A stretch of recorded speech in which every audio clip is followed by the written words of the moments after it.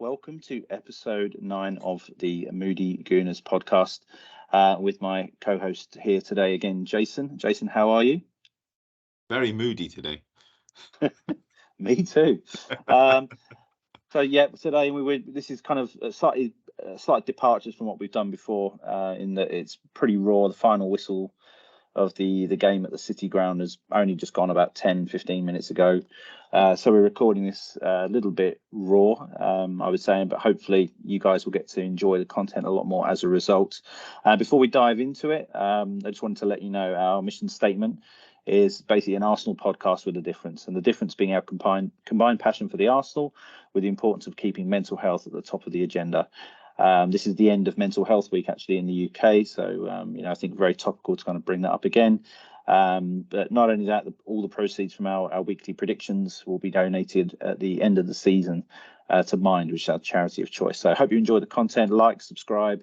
We are starting to see the views starting to creep up a bit, but yeah, it'd be great to get as much support. Feel free to comment. We'd love to sort of have a nice conversation with you guys and sort of share that passion. But yeah, like I say, we're going to jump straight into it. Probably a little bit. Well, I certainly am a lot less prepared than I normally am. But yeah, let's rip straight in. I mean, wow. Before the game, I have to say, I was actually quite relaxed about it, because I think we'd all made peace with the fact the title had gone, weeks ago. But I'm finding myself strangely really pissed off right now. Just the way that we played, and the way that we set up, the substitutes that were used, the substitutes that were not used, and I think I expected a tough game, but I kind of came into the game feeling pretty relaxed, and I've kind of left the game feeling really, really sort of frustrated, annoyed, ending the season just in the way that I didn't want us to end it, basically. But what's your take on it? Where to start? How long you got? I mean, about an hour. Yeah. Wow. Jesus, man. I mean, as you say, it's not how we wanted to end the season. We're going out with a limp. We really are. And I mean, before the game, I wouldn't say I was completely relaxed, but I mean, I knew it was going to be a tough game, and the game sort of panned out to some extent. I knew they would be very compact, and I knew they would defend quite well. They're a bit of a tough team to break down at home. So, I mean, even my prediction was a draw, but I was expecting a damn sight lot more from us, because, wow, I mean, we were messaging each other during the game, and I think you hit it on the head. It's probably one of the worst performances of the season. I mean, we didn't seem to offer up anything really of any sort of significance. Yeah. I mean, I've made a couple of rough notes and stuff, but really the only thing I can remember was like a little lofted ball, sort of right inside channel in the second half, where Saka got on the end of it, and it was the only time that I can remember us sort of playing in behind. Everything else was just very pedestrian, and it was just my mind. We're just devoid of ideas, and it's just so lackluster.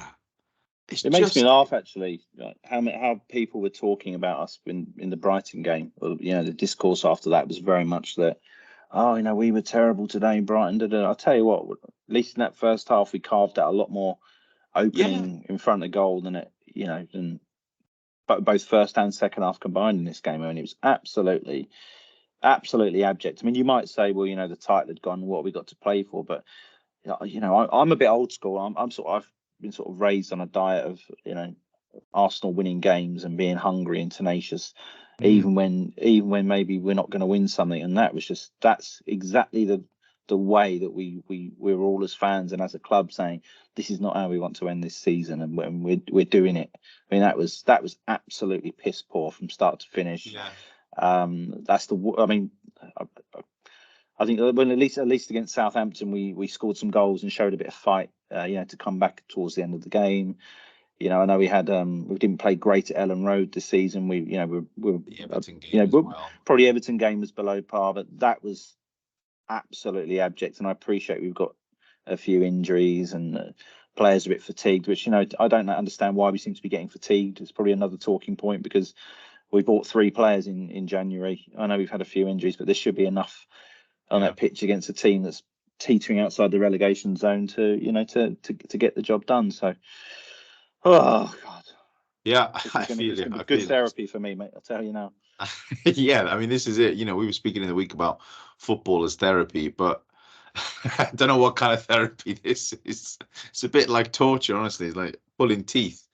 Oh man, where to start? I mean, first of all, what do you think of the lineup when it came out? I mean, the Beeb had Xhaka down as playing left back, which I was like, what? We've already tried that last year, and that didn't quite work out. And then obviously when the game kicked off, things shifted around, and Partey was at right back, and then they had Kivior at left back. White came back into the centre, and then you had the sort of standard 3 that we've been playing recently with Jorginho, Odegaard, and Xhaka in the middle. What do you make of that? Yeah, do you know, I completely agree with what you said. Like, when I saw the lineup, I thought, here we go, Xhaka, Jorginho, and Partey in the same lineup, and immediately, again, I thought, oh, that's going to be. I thought one of 2 things. I thought either, and this is going to sound a bit naff about me and Arteta's capability. There's a little bit of me was thinking, is he trying to do what City do, where you play like with three sort of athletic centre halves and try and play a double midfield pivot. But then I started thinking, well, we've got Xhaka, Jorginho, and Partey in there, so I know they're going to make a tweak there. So I was kind of bouncing between: are we going to try and do what City has started to do, tactically in recent weeks, or are we going to play? And I must admit, if you told me to put my last 50 quid on Xhaka at left back or Partey at right back, it would have been the former. Like we've seen, I mean, Xhaka's not pulled up any trees playing that position, but that's kind of what I thought. But actually, I've got to be honest with you. When the game kicked off and I saw the way that we started to, because what I wanted to do was not jump into any conclusions, but that's just the lineup at the end of the day. And I think when the game, I think we sometimes get fixed up on personnel and lineup, but obviously when the game starts, the whole thing's a bit more fluid these days. And probably, I think 20 years ago, a 4-4-2 was a 4-4-2. Both wingers were on the sides, 2 pivots in the midfield. And the wingers sort of tucking in maybe a little bit and helping out, but really there's very little to it. So I wanted to kind of see the game kick off. And to be honest, when the game kicked off, I wasn't as annoyed about it, because what it looked to me was that Partey was kind of started off for the first 5 minutes as a right back, as this kind of an auxiliary right back. But then it was kind of like he was trying to do like he was almost doing like the mirror image of what Zinchenko does, but in the right hand channel. Exactly what I thought. So I thought, okay, this kind of like to me, it seemed like Partey wanted an extra man in that midfield during the build-up, and actually when I saw the game, when I saw us play, because Forest tend to play 1 up front, so I thought, we've got 3 at the back there. Okay, I started to kind of go, maybe I need to trust Arteta a bit more. To be honest, I actually wasn't that devastated about it. But yeah, I think it certainly caused a lot of ripples. I think outside of the defence, I think the front line kind of picks itself. We knew that Martinelli had. He's out for the season. Apparently his injury's not, a little bit more serious, although, I'd imagine he'd probably be able to be there for the game for next season. But I must admit, I was just kind of confused really. But when the game started, I was fine with it. I mean, so you thought Xhaka at left back as well, did you? That was your. Well, yeah, because I looked at the lineup on the BBC, and it had it put Xhaka at left back, and I was like, that surely not. I mean, we did that a bit last season, and that didn't quite pan out how we wanted it to. So I just thought, please, not again. So yeah, that was quite interesting. I mean, you could see as well, I thought exactly the same thing, and you could see as the first half panned out, that they were doing what Zinchenko does on the left, but with Partey, they're pushing him in, sort of giving that extra man, and then all the attacks were coming down the right hand side during the first half. We hardly did anything over on the left hand side, which in some ways I thought it made us quite predictable. I thought, it was quite easy for Forest to defend that. I mean, I thought Odegaard and Saka linked up quite well in the first sort of 20 minutes. I mean, once we'd gotten over the storm of the first frenetic few minutes of them sort of having the ball and it pinging around a bit, we sort of subdued it a bit, and the passing seemed okay. The first sort of 20 minutes, I thought, hang on, this could work, because whereas Odegaard and Saka had sort of quietish games against Brighton, and they weren't really pulling the strings, they seemed to be linking up well, and I thought, hang on, this, we could be all right. There were a couple of sort of half chances, but nothing really to shout home about. I mean, what was your take on the first few minutes, first 10, 15, whatever? Yeah, I mean, I must admit the atmosphere at the City Ground sounded banging when they played McIntyre, and the crowd were really vociferous. But it's sort of it was kind of strange because I don't even feel like that we really did enough on the pitch to quieten the fans. It's almost like they just quiet themselves. But we started to kind of get into that rhythmic passing, and as we've seen earlier on in the season, the rhythmic passing, we play our game.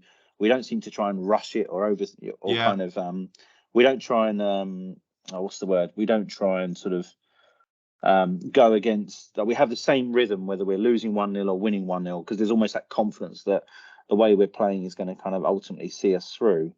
But back to the lineups for a second again, and I'm fixated. I almost feel like there's more discussion around these lineups than the bloody game itself. But I'm looking at the lineup now in hindsight and thinking, why Kiwior left back and not Tierney, and why can't Ben White do that little? Why can't Ben White start at right back like he's been all season?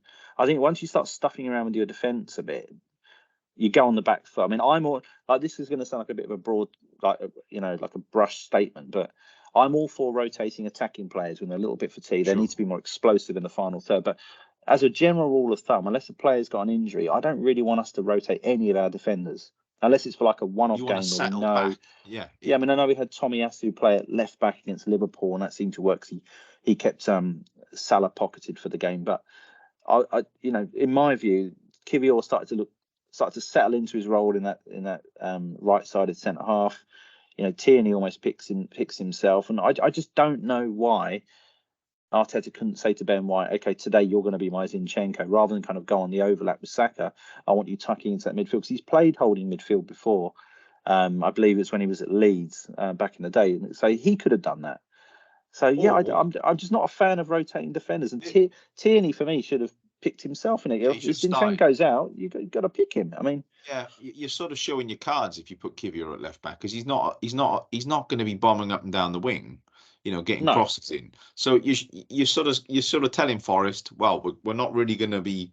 There's not going to be many overlaps on the left hand side, and you're losing an attacking option there by putting Kiwior there instead of Tierney. So it didn't make sense in that regard. And if you wanted to sort of do that sort of 3 centre back thing, I mean, I can understand if he was going to do it, but it didn't seem to pan out that way. I don't think too much, and I think Tierney can just about pull off that role. He does it for Scotland. I mean, I know that's sorry for any Scottish fans out there, but I mean, he does play that role for Scotland. He does that sort of. He plays on the left of the 3 centre backs, because they got Robertson doing the sort of left wing back sort of role. So yeah, it did seem a bit odd, square pegs, round holes. It's just doesn't quite work, Yeah, and I probably, to be fair as well, I'm probably being a bit harsh on Arteta. I'm almost just accusing him of being like Guardiola on a budget and just copying everything he does. But I did kind of just look at it, and I was just kind of more confused than anything. I knew that Zinchenko was out for the season and things like that. But yeah, I don't know what you think about this, but I just don't really believe in rotating defenders and changing formations and shapes of your defenders if they've. Yeah, I know we've been leaking a few goals of late, but the more you play Kiwior in that position, he's just going to get incrementally better game by game, in my view. And Gabriel's been in there. I just think Kiwior at left back, it did bizarre. Seem like an error of our own making. Really, we had the players to play in the positions before the game. We could have played what we had, what we'd done at Brighton. I know we, got royally turned over by them, but it just seemed it seemed like this was something that we could have avoided, and probably not the time to go experimenting. I mean, if he comes out, if Arteta can come out in the press in the press conferences and sort of say to the fans, look, we're gonna give it a go. We're gonna it's not over until it's over. We want to finish the season strongly, and then he goes and experiments like this in the lineup in a game like this. It kind of shows that he's kind of contradicting himself a bit, don't you think? Yeah, I mean he's got to sort of stick to his principles, hasn't he, in that regard? And I think it's also good for the players to know that they've got a manager who's, you know, this is what he's going for really. That clarity, you know, is useful for the players when they're out on the pitch. Yeah. What do you think of the first 20 minutes or so? I mean, we'll get to the goal because that happened, I think, on just after 20 minutes or so. But like before that, I thought we did all right. I thought we were okay. We looked like we subdued the crowd with that possession-based football. You know, we were passing it. It looked quite crisp. As I say, there was some nice build-up with, linking up with Ødegaard and Saka down the right. I thought we looked all right. A couple of half chances. Jesus got in. He gets into that sort of inside right channel, but he sort of cuts back on the ball. He can't quite, he's not quite clinical enough in those areas. But I thought we looked all right. Not, we weren't setting the world on fire, but I thought it was a good period for us. Thoughts? Yeah, I mean, I sort of felt we started to establish, a lot of territory, a lot of possession, a lot of control, and the rhythm of our passing started to crank into gear nicely. But again, I mean, we were worse in the second half than the first half, but absolutely, it's still not really creating enough for my liking. I know I've been crapping on about this for the last what feels like a month or two about us not carving out enough chances and looking at carrying enough goal threat. I feel like over the last few months we've been scoring goals, making the most of the chances. That's like getting one chance scoring, but we need to be carving out more sights of goal, more chances, and then we can afford maybe to fluff our lines a few times in front of goals. We'll get that goal. But I mean, the only thing I can remember is a corner by Saka and Aurier flicked the ball to the back post and Jesus headed it onto the roof of the net. But other than that, but I must admit, at that point in the game, you think, well, there's plenty of time here. I'm sure the rhythm of the play is quite, as you say, the passing was pretty crisp and nice. And you're sort of expecting at some point, the crowd were quiet and you think, right, this is what you want away from home. And then obviously Odegaard's sloppy, sloppy ball, and immediately they've got like a 3-on-2. And I'm looking at Gabriel. Actually, his recovery pace was good. He got back, and I was actually watching it in real time, thinking, well, go on then, Gabriel. You kind of you've got goal side of him.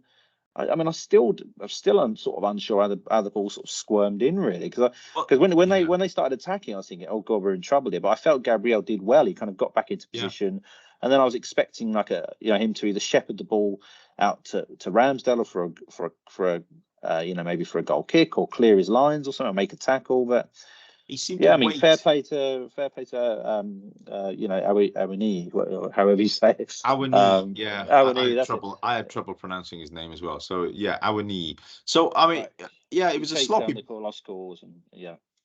Sloppy ball from Ødegaard, and then Gibbs White, who I thought had a great game, by the way. I thought he was excellent, probably man of the match. I mean, I don't know who picked it up, but I think he's got a good shout of it. But great run from him. Ran directly at it, great ball, Awani, and sort of, I think it seemed to take an age for Gabriel to act. He sort of shepherded Awani to the position, and then he slid in. So I've watched the replay a few times. He slid in, and he's made the tackle, but he's hit the ball. He slid in, and he's hit the ball directly against Awani's leg as Awani's tried to shoot, and then it's gone past Ramsdale as if it's like a shot. So he'd done the hard part. He'd made the tackle, but just the way he kicked it and followed through and to try and clear the ball, he's kicked it into the attacking player, and then that's created the goal. So a little bit unfortunate, but at the end of the day, we shouldn't have been put in that position in the first place. That sloppy pass from Ødegaard sort of set the tone then, because our passing was, I mean, you said the word earlier, but it was abject. It was absolutely appalling. For most of the rest of the game, our passing was terrible. It was just so laboured. It was so sloppy. It was frustrating to watch.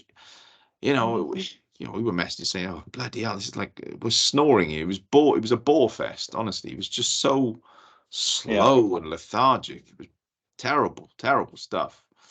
Yeah, I mean, I know we're not going to win the league, or now obviously we haven't. But at the time, you're thinking, okay, it's not going to happen. But it's still not mathematically done. So go out and play. But even the players look like. I mean, I noticed in you know, if you like, I noticed at Newcastle that was like a really tough fixture, but the players played as if they believed. And today it really felt like they didn't believe anymore, to be honest, which I understand. But it's still their job to go out there and try and get the business done, at least to show a little bit more urgency about it. I mean, to be honest, I felt throughout the game generally, I didn't really rate Forest or Arsenal, if I'm honest.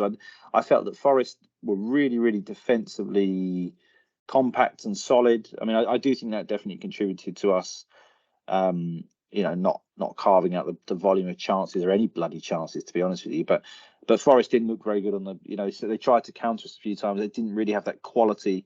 But Gibbs White was good, but they didn't really have. They sort of had that, the main man up front. But they didn't really have like numbers in attack to hurt us. It was almost like O&E against like our entire back three or four. It was very much a 5-4-1 sort of vibe where it was very much a low block. I think they defended very well. I mean, you got to remember Forest are a team. They don't have that quality like that we have at their disposal. So naturally, I mean, this is classic. This what happens for us against these teams is that we go into it almost with a little bit of arrogance almost. I don't want to say arrogance, but it feels like a little bit like that. It's just we're just a bit too slow to get started, and these teams get a sniff of a chance and they put it away, and then boom, then they defend, and then we just can't break it down. And that's exactly what's happened in this game. We couldn't break it down because we just ran out of ideas, no creativity. I mean, for once, I think I said it on the message. I agreed with Jamie Carragher. We looked bereft of creativity and ideas. There just wasn't anything moving us. There didn't seem any impetus for us to sort of go forward, which is really disappointing given the season that we've had. I agree, and for me as well. Like if you look at the players that we're able to still, even though we've got 3, 4, 5 players out or whatever it is, there's still enough quality in those Arsenal shirts out there to go and get the job done. Absolutely. I mean, I know that they defended really well. I'm not knocking them at all. They did defend. They defended great, but there should be enough. In fact, I was happy to see Trossard out. So I thought if there's one player that can maybe play on that left pocket, and then Odegaard on that right pocket, you've got 2 players there that can find clever little passes around the corner in small spaces. But you had Jesus drifting out to the wing too much. And just a bit. It was almost like I felt like almost like the build up before it gets into our front players is so slow. I know you were sort of messaging about if we need another striker on to make, but for me it's like you could have had Dusan Vlahovic out there. You could have had Erling Haaland. Erling Haaland would have just sat there, drinking a cup of coffee on the edge of the 18-yard box, waiting for the ball to arrive to him, because it was just not. It's too pedestrian in those initial build-up stages. And again, like mix it up every now and then. Try and clip the ball over the top. Jesus got a bit of pace. Like we started going a bit more direct in the last few weeks, but it was just this slow, robotic. Yeah, we played into their hands. I think it's exactly what Forest wanted. I think they were very content to do what they did, which was sort of sit deep and compact and just break on the counter. We played into their hands, and it was too slow, the passing. Taking that point where the slow build up. I mean, I guess that sort of leads into you mentioned at the start of the pod here. The sort of the players that we've got at our disposal. That sort of there doesn't seem to be. This comes down to depth. I mean, I know I mentioned sort of the alternative sort of striker. I just think that we need that. We seem to only be able to play in one way, and the problem is that teams have sussed us out now, and so it's too easy to sort of to counteract that. We've got to mix it up, and I think if we had that sort of, I do agree with you. We need another sort of creative drive, and I think this is maybe where we're linked to sort of people like Mason Mount, and I don't know, maybe there's another sort of creative midfielder out there that's going to be coming through the halls. There's also Emil Smith Rowe on sitting on the bench. Yeah, this is it. You and I are massive fans of this guy. Yeah, and I know, like, when he's come on recently, he hasn't had the game time leading up to recent games, so he does look super rusty. He looked a little bit, actually, a tiny bit overweight, I felt, when I last saw him play. But if Arteta had managed his minutes a bit better in the lead up to games like this, then you could bring him on, and yeah, I mean, I know we're jumping ahead a bit here, but Fabio Vieira, I mean, Jesus Christ. Not the game for him, really not the game. It was a physical game, the size of their players, and you bring on the sort of the slightest framed guy that we've got. What are you expecting from him? I mean, other than Bodo Glimt at home, what is the game for him? Because I'm getting to a point now where I'm struggling to see what's the game for Vieira. He literally comes on the pitch, he puts his Harry Potter invisibility cloak on, and then you don't see him again until the players are all trudging off at the end. I mean, I don't want to denigrate the guy too much, but because I know it's his first season, he's obviously the Premier League is a huge step up from the Portuguese top flight. But Jesus Christ, like, demand the ball, get on the ball. Like, he's a technical player. He's got a nice left foot. We've seen little flashes here and there, but presence, is he? It's just what a. I mean, 30. How much we paid? 35 mil, grief. I mean, I know that's not great. Unless he spends the whole summer sitting there in the Brazilian barbecue joint, just eating rump steaks until he can't eat anymore, then I don't know. I mean, he wants to get on the phone to Nketiah's PT, doesn't he? He needs to go. Yeah, he needs Eddie Nketiah's boot camp guys. Yeah, number and speed dial. Because that guy, he's not offered anything really. I mean, I know he had the goal earlier in the season against Brentford, and we all got very excited. But like, oh wow, this guy's got some proper talent. We've unearthed a gem here. But I think there are some players that are suited to the Premier League, and I'm not disputing that Vieira is a good player, but I just don't think the physicality of the league is going to suit him, and I think he's going to get. I think he's going to get eaten alive in a lot of games, and he probably would be better off maybe in Italy or Spain or something. I can just see him doing a bit better in those sort of leagues rather than the Premier League. And I mean, right, it begs the question: why? Yeah, go on in. Am I being too harsh? Is it a case of just having a bit of patience? Because I'm not a very patient guy at the best time by nature. So is it just the fact of, like, just give him a bit of time, we'll get into it, or is it just a misstep in the transfer market? We've overpaid for a little bit of player. We thought we were being a bit cute in the transfer market by trying to scout someone that just isn't. Who can be a decent player on his day, but it just isn't at the level. Like, where's your gut on that? Like, which side of that fence? Probably somewhere in the middle. I do think we've overpaid for him, but I also think we need to give him a little bit more time. But I'm glad we've. I mean, look, we said this same sort of thing happened with Nicola Pepe, didn't it? He had a sort of okay first season, and then we were all a bit nervous. What's going to happen? Is he going to kick on? And then he didn't really kick on, and then we're left with egg on our face. So I just don't understand why. It doesn't seem like a quite an obvious sign. We had Emile Smith-Rowe, who can sort of do that role, and Emile Smith-Rowe was a proven player. Last season he had a banging season. It's only because he got that injury at the beginning of this season that he hasn't had that he didn't really start and kick on. But again, he's been there on the fringes for a lot of this season, and for whatever reason, Arteta just hasn't fancied it. He's just looked at him and gone, no, because given the choice, every single Arsenal fan today would have turned around and gone, put Emile on instead of Fabio. It just doesn't stack up to me, Yeah.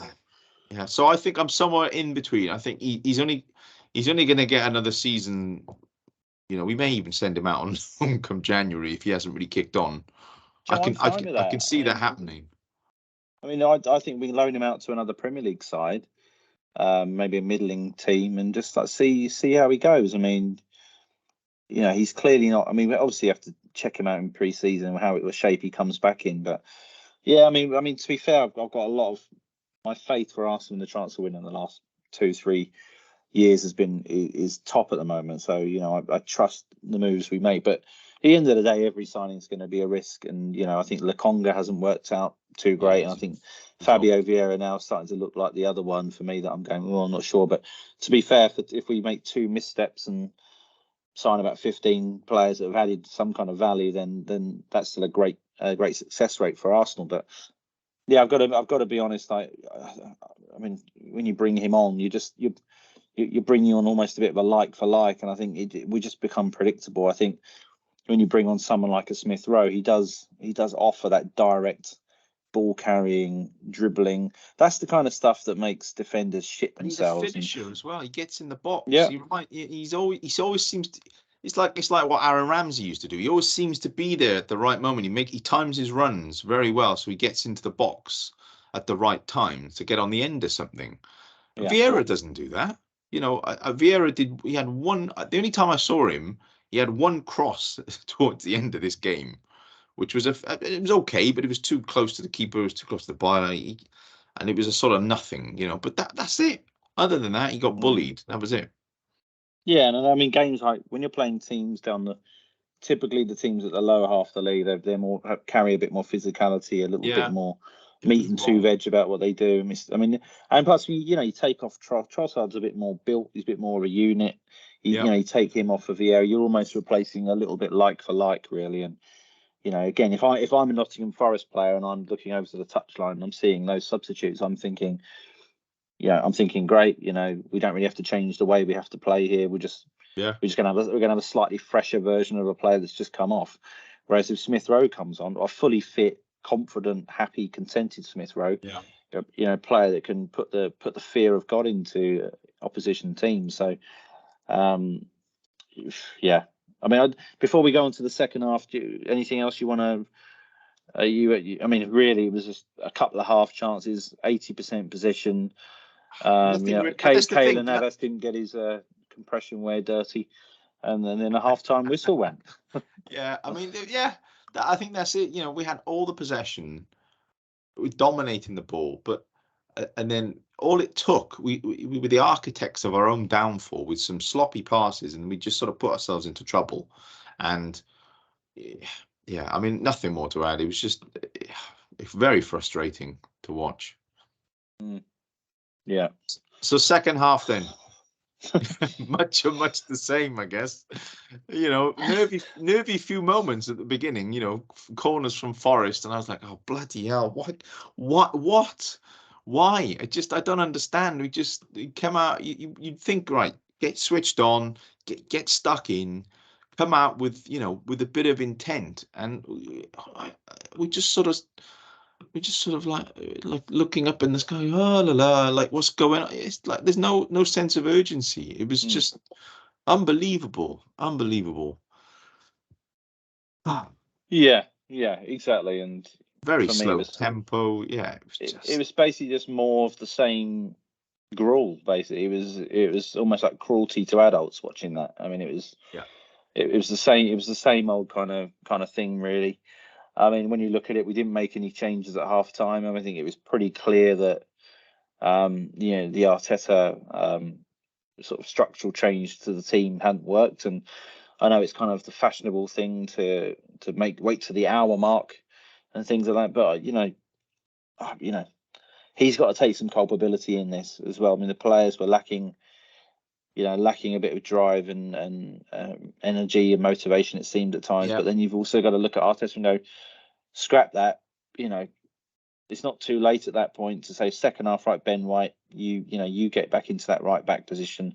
I bring Tierney on at left back, sacrifice, Jorginho potentially, and just go from there. And again, we're looking at a situation where we're able to, as soon as that second half started, I thought, wow, this is not going to. We're chasing the game, and we're playing into Forest's hands. As you say, it was much the same, way too predictable. We seem to get to the edge of the area, lose the ball, and not make the right decisions. And just play. only in the last sort of 5 minutes that I noticed a few little sort of threaded balls. One by Partey, another by Odegaard, a little threaded ball into that right hand channel. But we're trying to walk the fucking ball in again. We're literally threading the ball into the box, and then we're just getting crowded out. Someone will dive on the floor. Often it's Jesus. Then the ball gets hacked clear, and then they're on Gibbs White's on the counter attack again. I mean, it's just too intricate. I'm sick of. I mean, is this the right time? Possession football. Talk to me. I mean, God, I'm sick of possession football. I know I'm being a little bit, emotional in the aftermath of the game, but we had 80% possession this game. So what?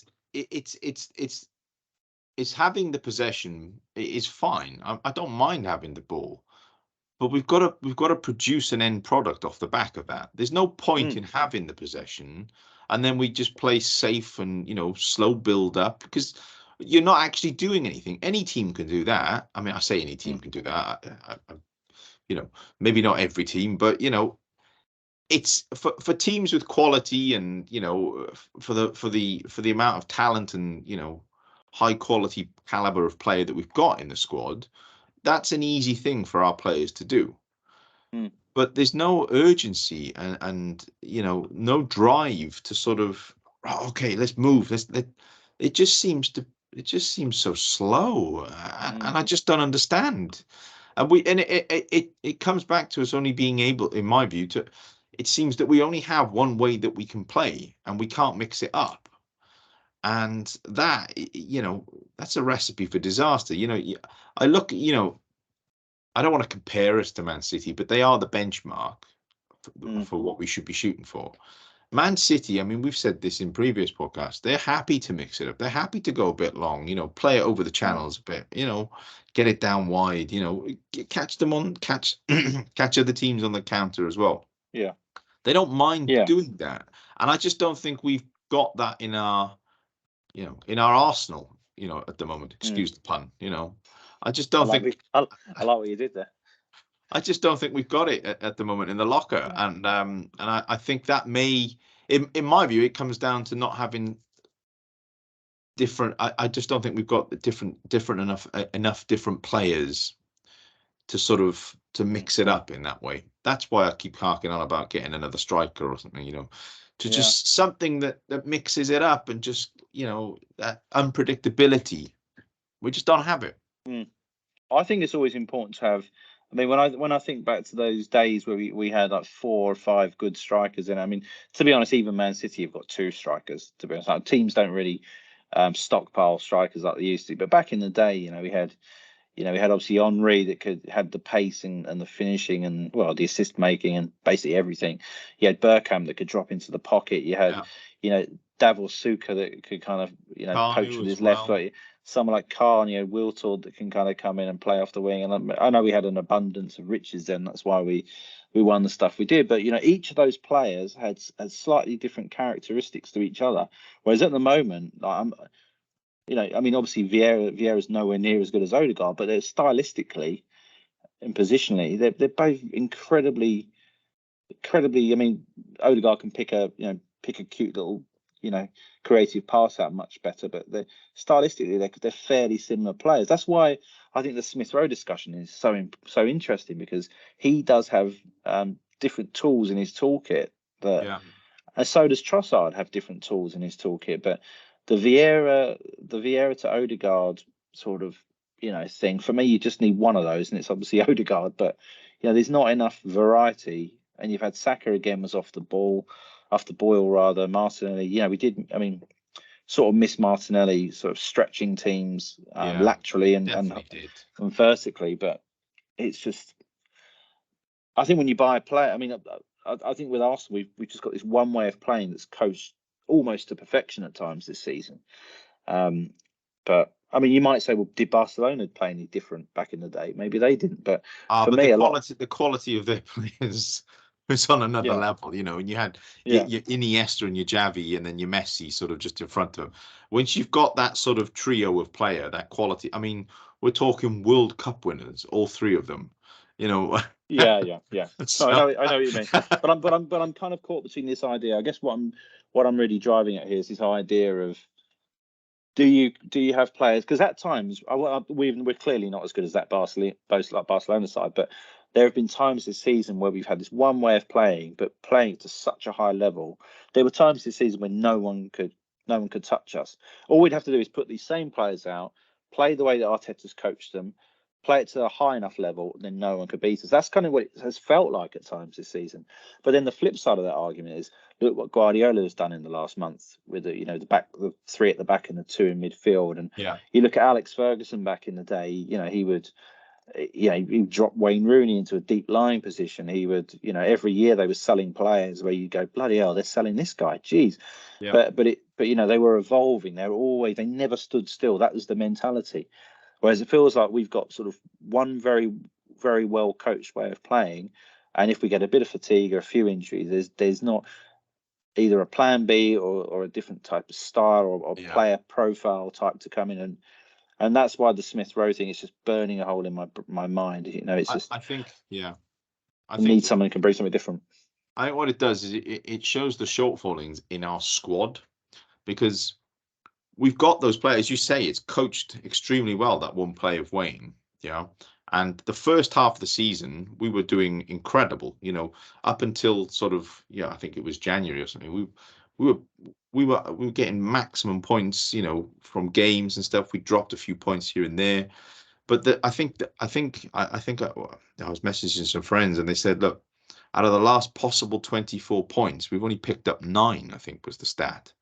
And I think that's evident because it ties up with the squad that we've got and the players that we've missing. Because as you say, we could put those players out in the first half of the season and they were coached so well and they were on form and we would get over the line. Second half of the season, or should I say sort of February, March onwards, we've really struggled because we've had to sort of dip into the squad that we've got. And some of those players that we've got, they haven't had the game time because they've been so perfect in the first half of the season that they're not quite up to speed with the way that we're playing, and also their quality of that player isn't the same as the first ones that we're putting out.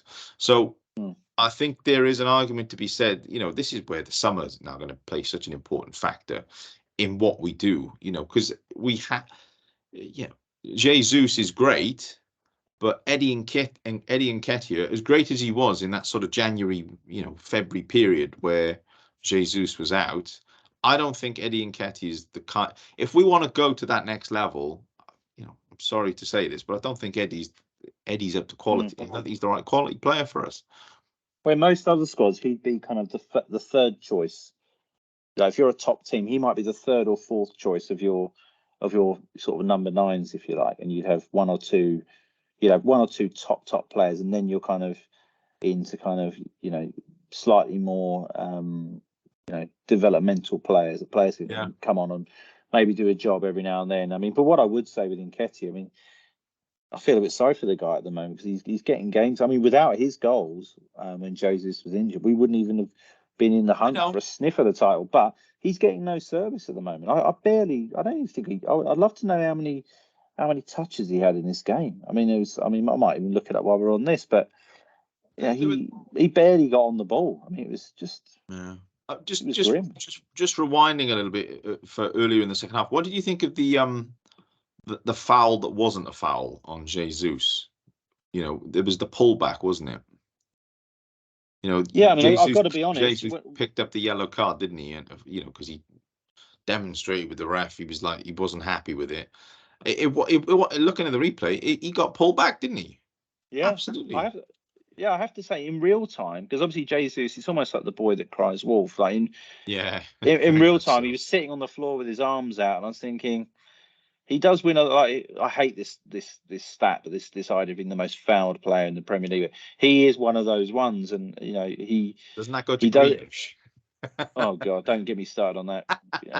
Smoke and mirrors footballer who just dribbles it forward 10 yards, turns around and knocks it back to the midfielder, as well as having an eyebrow thread on the weekends. But when I first saw Jesus sitting down with his arms out, I thought, oh, here we go. Like there's been some contact and he's gone down.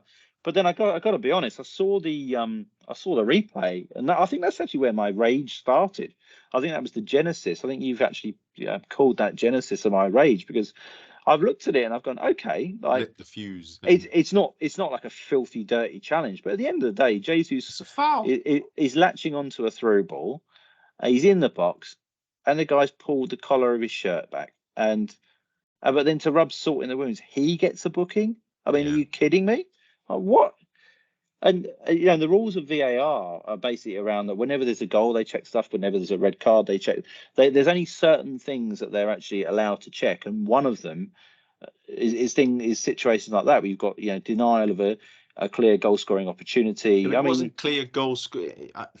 I mean, was he even going to get on to the end of the ball? It just, because I think there were two defenders quite close to each other, and he was sort of in between them, and one of them yanked him back. I don't know who it was. I can't remember, but yeah. To be fair, that you raise a good point there. To be honest, because I mean, it'd probably be a different story if Jesus had got the ball and touched the ball, taken a nice touch on it in front of him, and then got tugged. I'm sure it'd be given. But what's he got a yellow card for? What's the yellow card for? Not been, just he's been fouled essentially. Yeah. I mean, it's laughable. It's absolutely laughable. Yeah. So, some of the refereeing. Maybe I'm being, again, like, obviously doing this recording literally 15 minutes after the end of the game is finished. Maybe I'm a bit clouded and biased. It's probably the downside of doing these podcasts. But I got a bit, when I saw it, I thought, well, the guy's pulled his shirt.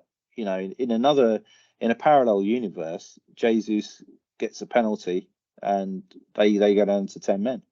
It's like almost a double jeopardy thing. But I think, to be fair, I think you do raise a good point there around, was he going to get onto it? Did he, he obviously didn't have the ball when he got pulled, but yeah, it's pretty, I don't know. I feel sorry for players that get yellow cards when it's based on remonstrating or expressing frustration, because that just seems harsh. I mean, the only reason they're showing frustration is because the referees have ballsed up the decision making again. They're not just showing frustration for shits and giggles. That they're doing it because the decision was crap. Otherwise, they wouldn't do it. So God. Yeah, I mean, after that, I probably need to see it again, to be fair. But I wasn't delighted with it at the time. I mean, not that there's much else to sort of shout about for us. After that, Saka had a chance. Lofted ball over the top, and it was really I think the only shot we had on target. And then I think Jorginho had a shot from distance that went wide. But that was really it from a sort of Arsenal perspective. Gibbs White had a chance as well for them. Partey again a bit slack with some. No, not the one at the end. He had another one, where Partey was on the right side near the touchline. He passed it back to Ben White, and it was a terrible pass. And Ben White got caught off guard, and then Gibbs White got in behind and run it at an angle, and he hit it into the side netting. Those sort of things we seem to create.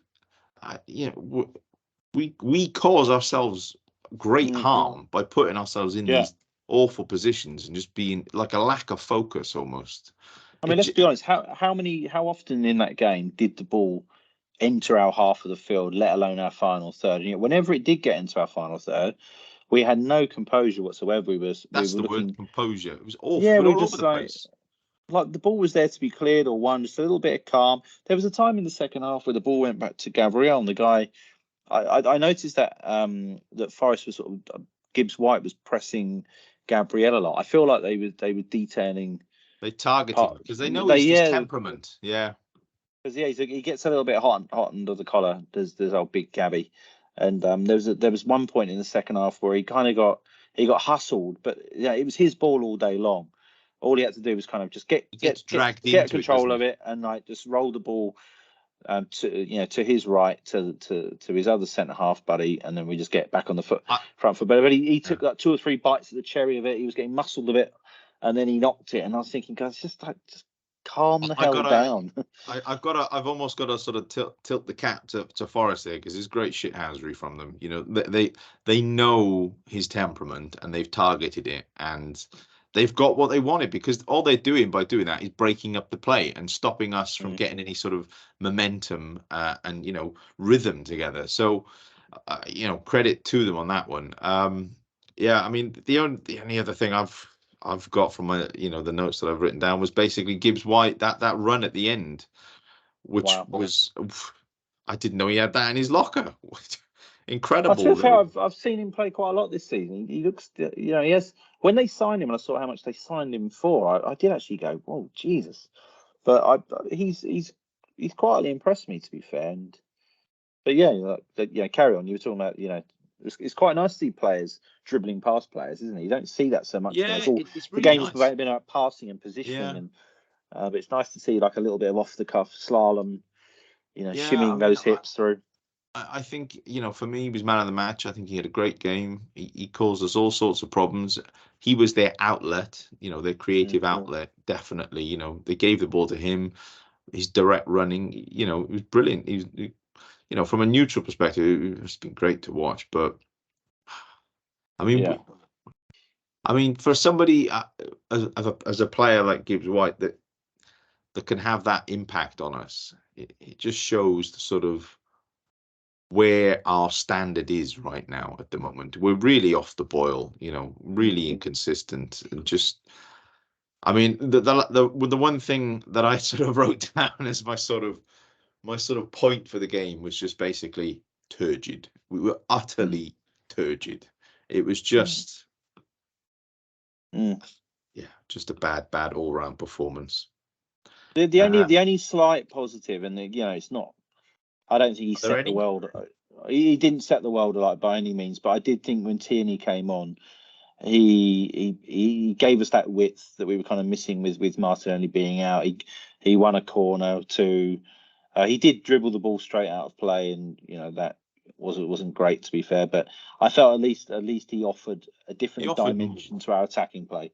I mean, I was trying to think, did he put some good crosses in? But he put a couple in. But he put himself around a bit. He added a different dimension. But I'm clutching at straws, to be honest, because it was abject. I just can't stand. I can't stand possession-based football when it's like that. It's just grim. You just because normally earlier in the season we'd have possession, but we weren't exactly like, but we'd always start the game in the first 10 minutes, working the goalkeeper over and over and over. But we felt like there was an end product to it. I right now, with watching Arsenal, I just don't feel that there's an end product with this.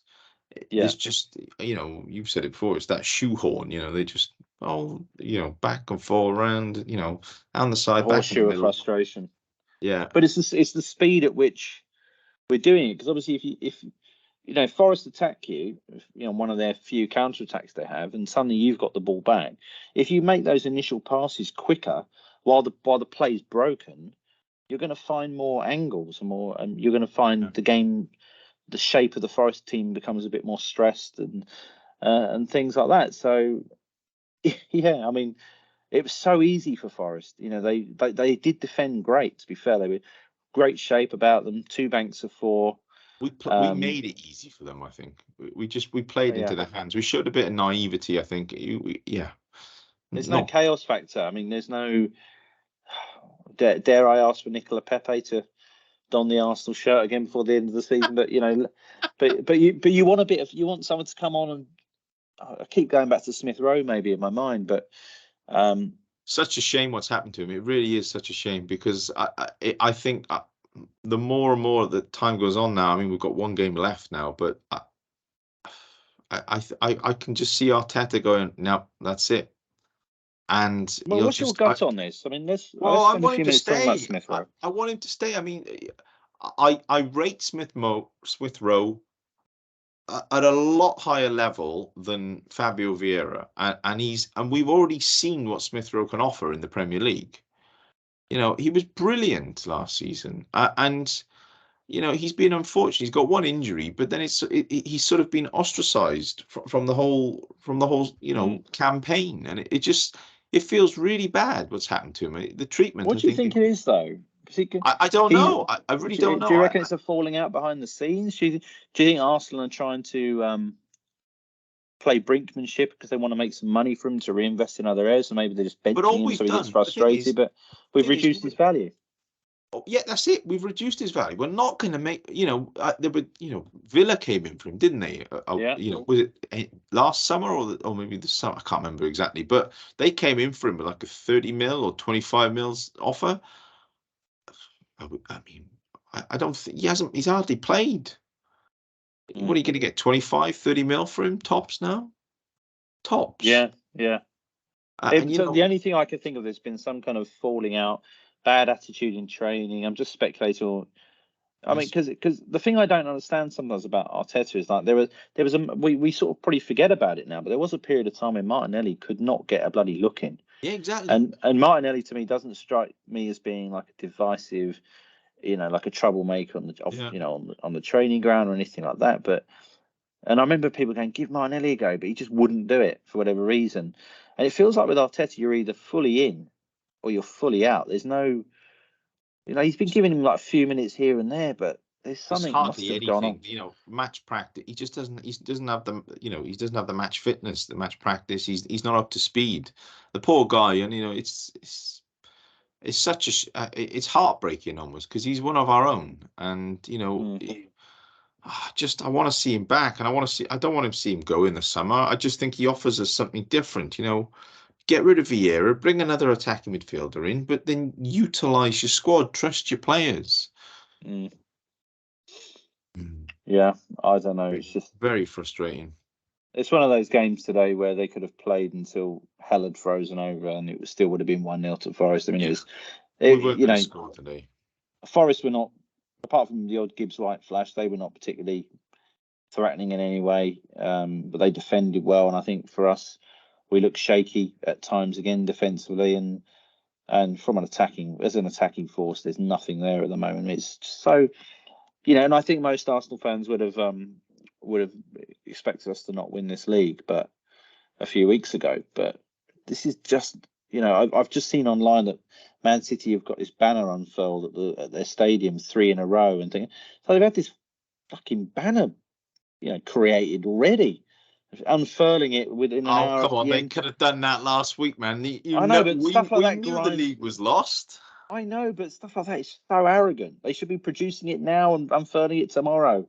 Like, it's so arrogant, and stuff like that makes my blood boil because they knew that it's almost like they knew we were going to go out like with exactly the way we didn't want to go out. Put that banner out tomorrow. It's 24 hours difference, man. They're going to roll Chelsea over tomorrow quite easily. Come on. I know, but it's the fact they've done it so quickly, and it's almost like everyone knew we were going to, limp over the line. And I think every Arsenal fan, once they'd made their peace of the fact we weren't going to win it, which was in fairness at the very, very latest after the end of the Brighton game, but for some people it was the end of the Southampton game, other people it was the City game or the Brighton game. I was kind of the City game was the one for me, but I have to admit I wasn't in great mental shape after the Southampton game. I didn't really fancy it then either. Yeah, for me it was the game against Southampton. Yeah, that was it for me. But this is what we did say is that if we do lose this title charge, then let's enjoy the fact we play some good stuff this season. Yeah, and let's finish the. I mean, this is the third defeat in a row against Forest away. I mean, it's 2 in the FA Cup and 1 in the league. New bogey team. They're the new bogey team. Yeah, next season I want at least a point off City and to not lose against Brighton and bloody Forest all the time. That's all I want. That's all I want for Christmas. It's like, oh God, it's just. You watch the Christmas fixtures will come out. Boxing Day, it'll be like away. It'll be at the Amex, won't it? Yeah, and then the City ground after that. Oh, God, it's just. I mean, I know. I mean, I don't know why I'm this angry because the title was gone, but.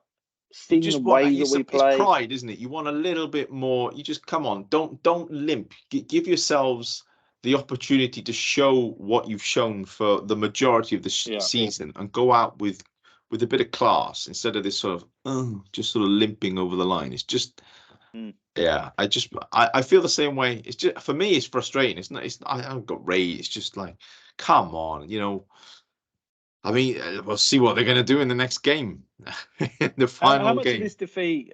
Again, this is not a witch hunt by any stretch, but how much of this today's game particularly, do you put on Arteta as trying to do something a bit different, not making the right substitutions. I feel like he a fair bit, I'd say, because I think yeah. I think there's inefficiencies in the squad for us to play in a different way. I don't, and maybe maybe that is to do with the coaching to some degree, because he's only coached them a specific way and in that sort of one way of playing. But I think he's got his squad selection wrong. Squad selection stroke tactics in what he was planning. I think it was a bit. It just seemed unbalanced, I think is the word I'm trying to look for, because I mean that was evident in the first half, where all the attacks, all of our sort of decent play in the first, I say in the first half, first 20 minutes before the goal, all came down the right-hand side. There was nothing really going on the left-hand side, and that was because Trossard was drifting in, and then you had Kivior, and Kivior is not going to be bombing forward like Tierney was in the second half. He's not that player. He's a centre back, a left-sided centre back. So I think if we played Tierney from the get-go, we'd have had more outlets to attack from, and more of an option going forward. But I don't know. He wanted to try something different. He thought he had enough about his squad to sort of turn Forest over.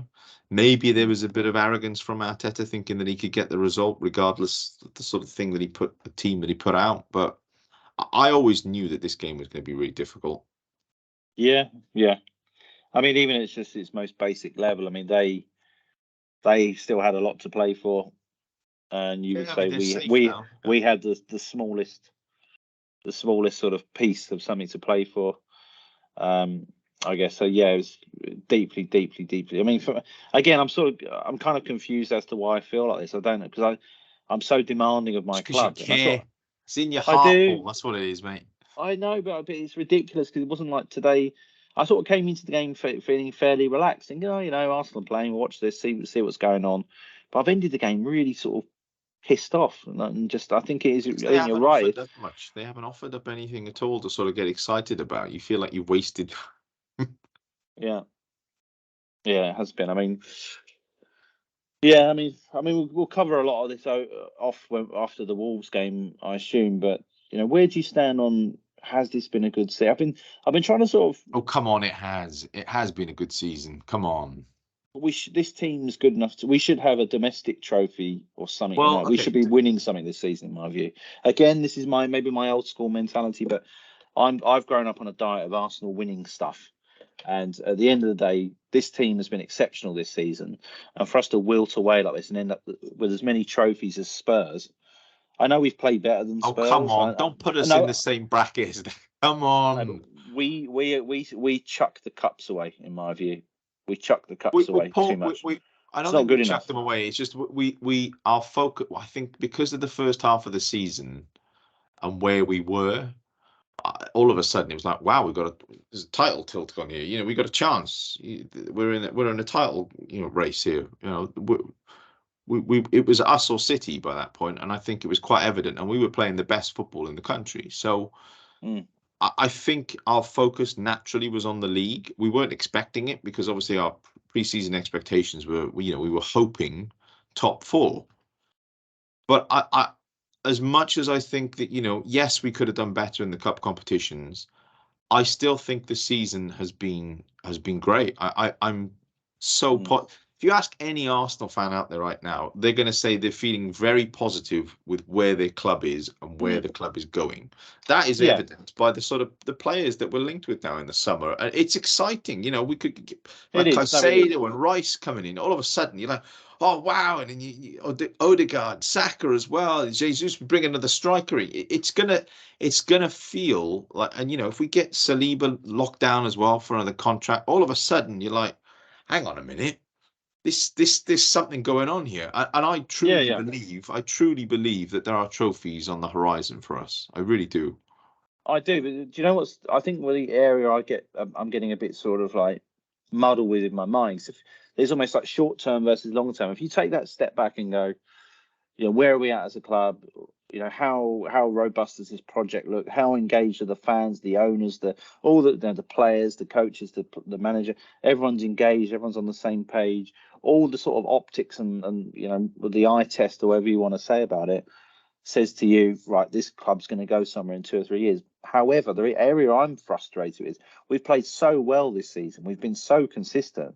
And I'm also a believer that when you are playing the way we have been playing, you've got to strike. Like you've got to smell blood and you've got to win something. You can't get to the end of the season with as many trophies as that lot up the road have stunk the bloody place. I know that I shouldn't compare ourselves to them, but they've been kind of on a similar level to us in recent years, minus the 4 FA Cups we've won, obviously, which puts us on another level. That in quietly, but I do look at it and go, how can we win as much as Spurs and Chelsea and teams like that? Because I just think we've played so well, and when you've got that, when you are finding that level of consistency and things, and I don't like since we won the FA Cup under Arteta, I don't like what we've done in the cups.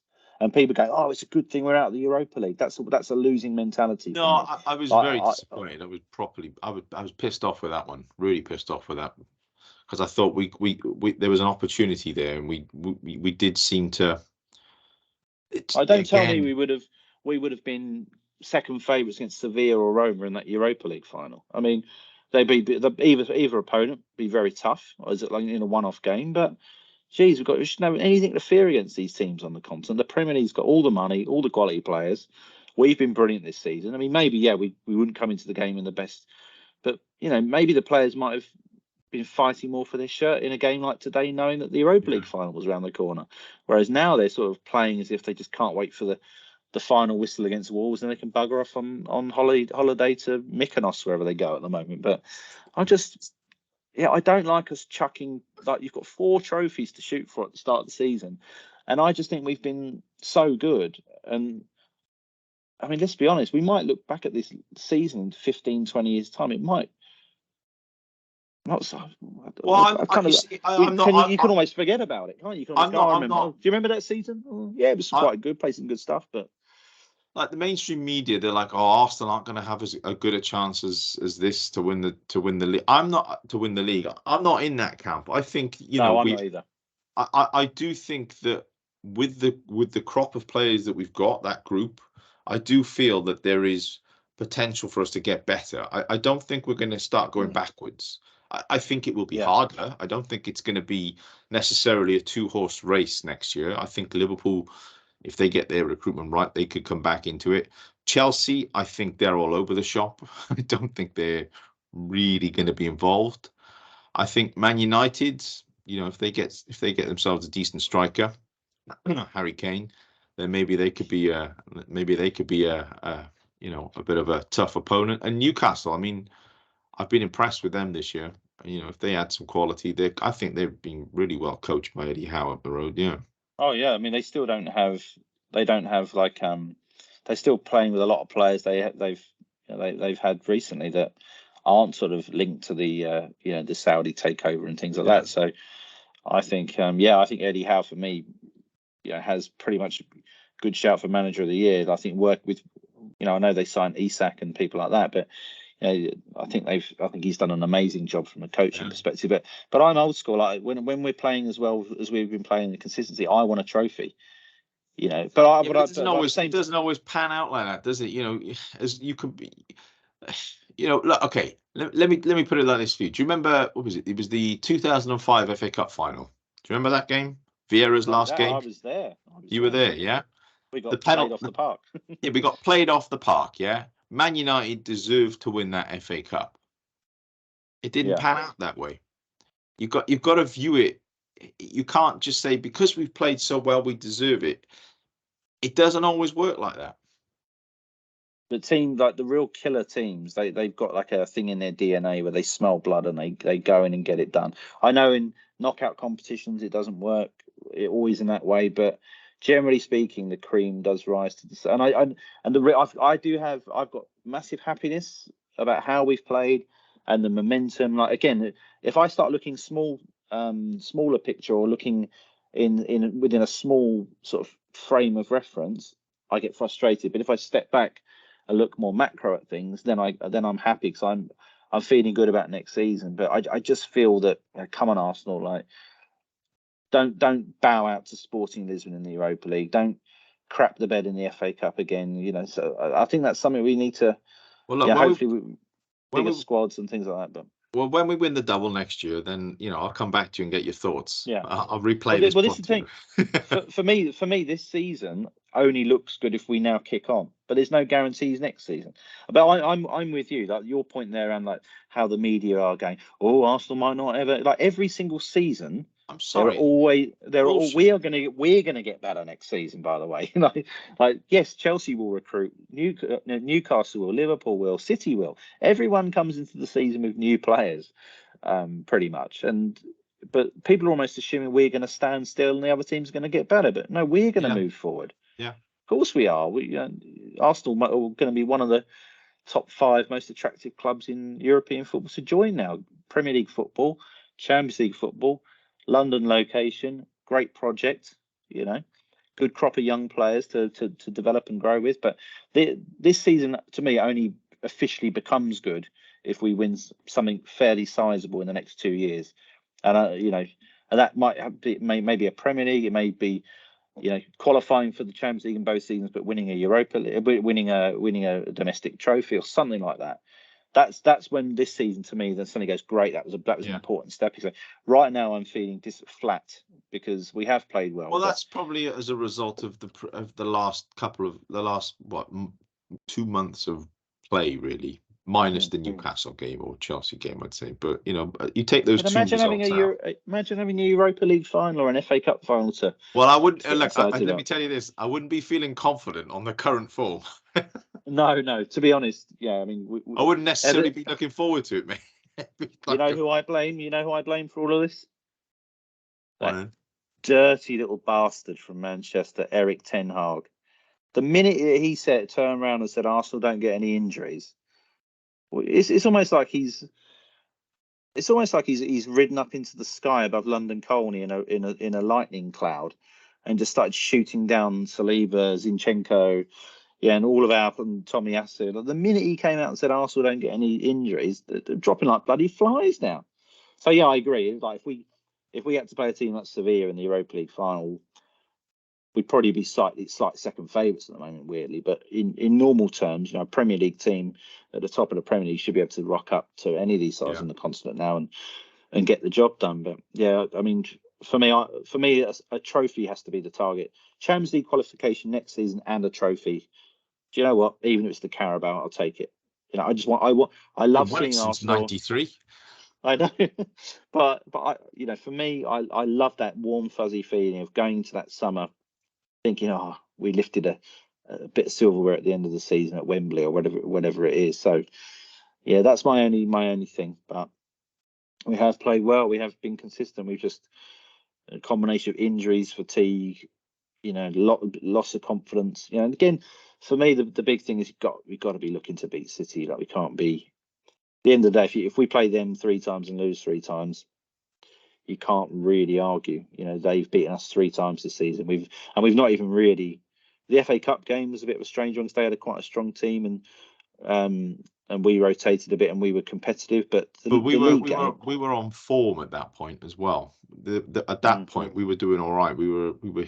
I think we hadn't lost for ages and dropped points. We were on top of our game at that point. Yeah. But yeah. Should we look at our predictions? Yeah. It's another. To be fair, we're actually, my form on these predictions, I've had win, loss, win, loss, win. Lost and I've gone lost single one. Yeah, you have butchered it. But, great for the mental health charity piece at the end of the season. But yes, we both stuffed it up this week. So we've had you basically predicted and you said the game will end up in a draw, which, to be fair, was probably quite a decent. It's tough being on an Arsenal podcast predicting we're not going to win. Probably says a lot about our form, but that actually felt like quite a decent prediction, to be honest, at the time. I had Trossard to get a goal or an assist. So we both butchered here. I've had 3 weeks where I've got it right out of 1, 2, 3, 4, 5, 6, 7, 8. So I've had 3 out of 8. You've had 0 out of 8. But yeah, like I say, any deficit we're showing, this is actually a good thing as far as donating money at the end of the season to Mind, which is obviously every cloud has a silver lining. So Give me your prediction then for the final game of the season at Molineux. What are you thinking? It's not at Molineux. Sorry, not Molineux. The Emirates. The Wolves. The Emirates, yeah. I think we're going to win. Yep. Yeah, I think they'll turn up for the last game of the season. I think they'll turn up, and I think we'll win, and we'll also. I might stick my neck out here a bit. We'll score at least 2 goals. Okay. A win with at least 2 goals scored by us. Yeah, I do remember us playing Wolves a couple of seasons ago on the last Wolves day. Wolves have got nothing to play Watford, for. actually. Wolves have got nothing to play for. It's our final game at the Emirates. We've been poor. I think Arteta won't stand for this, and the players will show up in what will be Granit Xhaka's final game. Granit's testimonial. Yeah. I'm gonna go for. I'm gonna try and predict the score. I'm gonna say Arsenal to win 3-1. Wow. Okay. Is where I'm at. I don't know where I'm getting that from, but we can't seem to keep a clean sheet at home. But like you say, the pressure will be off. I can visualize now like a nice sunny day in N5 and and things like that. So yeah, that's kind of where I'm at with it really. Let's see how we go. But yeah, I think that just about wraps it up. That wraps it up, I think. Yeah. Yeah. So thanks for your time. Good to catch up again today. It's good to kind of vent that out of my system. Yeah. Amazing. I feel like I've had a good bit of therapy there, and being in Mental Health Week, I think. Thank you is all I want to say. It definitely helps. You it just does. Sort of got unload, it's just brilliant. Exactly. So thank you. Thank you for the time once again, and thanks to all of you who have been watching the videos. We've seen the views creep up. Like I say, it'd be great to get some comments, and subscribers as usual. But it would be great to sort of have that discussion, see how you Gooners are feeling about the game, and thanks if you've got to this deep into the pod. We really appreciate you taking the time to spend it with us. It's been a good season. Let's hope we can finish on a bang and then go and do what we need to do in the summer window. Indeed. Yeah, just to echo those sentiments. Thanks very much everybody for watching, and it's goodbye from us, I think. That's it. Bye Gooners. See you later. See you soon.